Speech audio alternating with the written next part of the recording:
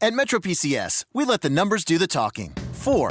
Enjoy a reliable 4G LTE network that's faster than Sprint. 2. Get 2 free smartphones when you switch to Metro PCS. 99. The percentage of people in the U.S. covered by Metro PCS. Get 2 free Samsung Galaxy J3 Prime smartphones when you switch. Metro PCS. Wireless figured out. Coverage not available in some areas. Sales tax not included in phone price. Excludes numbers on the T-Mobile network or active on Metro PCS in past 90 days. Coverage claim based on talk text coverage. Speed claim from downloads. See store for details, terms, and conditions.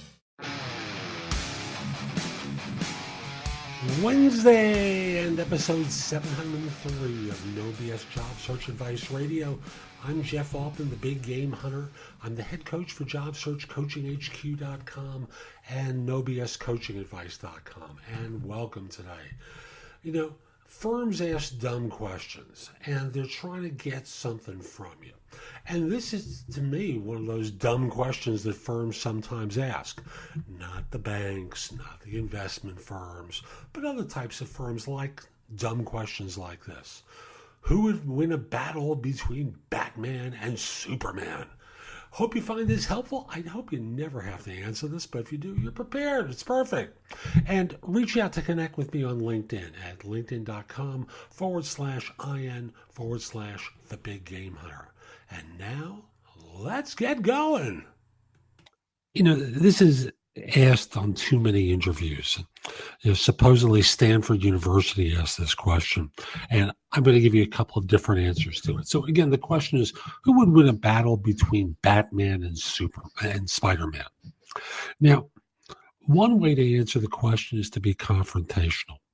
Not an ideal situation unless you're going up for a sales job, in which case, you know, demonstrating that there are nonsense questions that get asked isn't a bad approach. So you might just simply say, I'm curious, what are you trying to evaluate by asking this question? I'm happy to answer it, but I'm curious what you think you're going to learn from my answering whether Batman or Spider-Man will win a contest. Whether I can analyze the superpowers of the two characters and apply them and analyze them.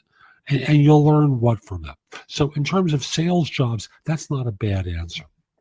However, for other positions, certainly there are technical roles where, you know, appearing to have a lot of joy when answering questions like this can go a long way toward getting you hired, because they're sending a message with this question. Now, the message can be, we want to throw you off your game and see how you respond to it. The message can also be, we're a little goofball here, so we want to see how you respond to it. Either way, you have to have a certain amount of glee to it, so you can go, yeah, Batman, Spider-Man. You know, I happen to be a Batman fan, so, or I happen to be a Spider-Man fan. So I know my spidey senses would anticipate, and you go through a certain amount of joy and excitement in answering the questions. Because especially for very technical jobs, that's not a bad approach. You know, they're looking for someone who's geeky, who kind of likes stuff like this. So, you know, enjoy it, get off on it, you know, have some fun with it. Again, sales jobs, no. I think confronting the question is a good one. I don't think for most positions, like if you're an accountant or a controller and you're asked this this question, you know, you definitely confront it, because, you know, what will they learn that is useful to them? But, you know, be a fan for a second if you're in certain professions where there's an association with nerdy or geeky or, you know, highly analytical behavior and thought processes.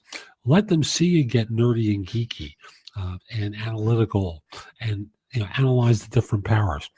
And at the end of the day, here's one of the fun ways to answer the question.